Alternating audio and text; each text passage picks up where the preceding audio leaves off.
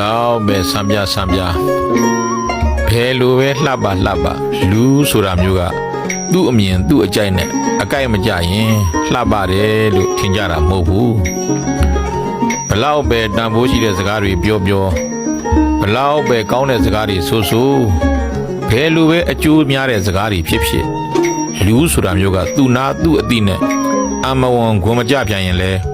ကောင်းတဲ့စကားတွေလို့လက်ခံနိုင်ကြတာမဟုတ်ဘူး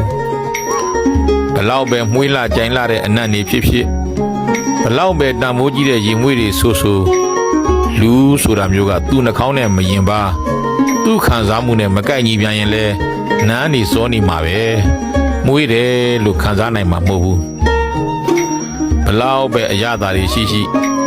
ဘယ်လောက်ပဲအာဟာရအတွက်ကောင်းလူဆိုတာမျိုးကသူ့ရှာနဲ့သူ့အကြိုက်မကိုက်ပြန်ရင်လဲချိုးမြိန်မှာကောင်းမှာကြိုက်နိုင်မှာမဟုတ်ဘူးဘလောက်ပဲကောင်းတာတွေလုပ်ပြဘလောက်ပဲအများအကျိုးတည်ဖို့နေလူဆိုတာမျိုးကသူအကြိုက်မကြသူအကျိုးမရနိုင်ဘူးဆိုရင်အကောင်းမြင်အကြိုက်ကြနိုင်ကြတာမဟုတ်ဘူးဘလောက်ပဲမှန်ကန်တဲ့ကောင်းမွန်တဲ့အသည့်အမြင်တွေငြိမ်းအေးစေတဲ့အဆုံးအမတွေဖြစ်နေပါစေသူ့အသည့်သူ့အမြင်သူလက်ခံထားတာနဲ့မကိုက်ညီရင်လက်ခံနိုင်ဖို့ဆိုတာမလွယ်ဘူးလူဆိုတာမျိုးကသူသိထားဘူးတာတွေသူမြင်ထားဘူးတာတွေသူလက်ခံထားဘူးတာတွေနဲ့ကိုက်မှညီမှသာလက်ခံနိုင်တာမျိုးလူဆိုတာသင်ယူခဲ့ရတာနဲ့ဤစရာဝန်းကျင်အကြိုက်အစွဲဆိုတာဖြစ်တတ်ပြီးတော့အကောင်းနဲ့အမှားဆိုတာကလည်းလူရဲ့ဓာတ်ခံနဲ့ပေါင်းဖက်တတ်ကြတာမျိုးဖြစ်တယ်ဘဝမှာလူတိုင်းကြိုက်အောင်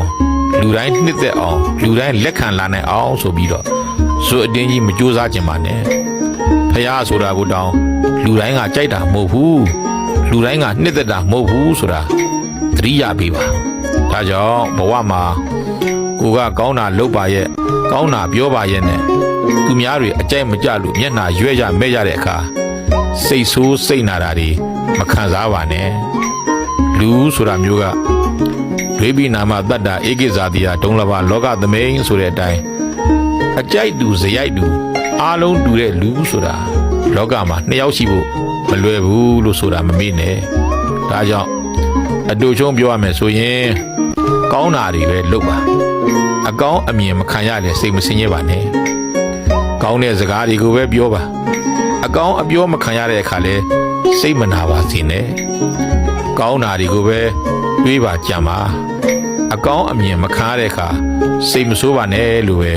ပြောကြရင်နဲ့ညီကုန်းချုပ်လိုက်ပါတယ်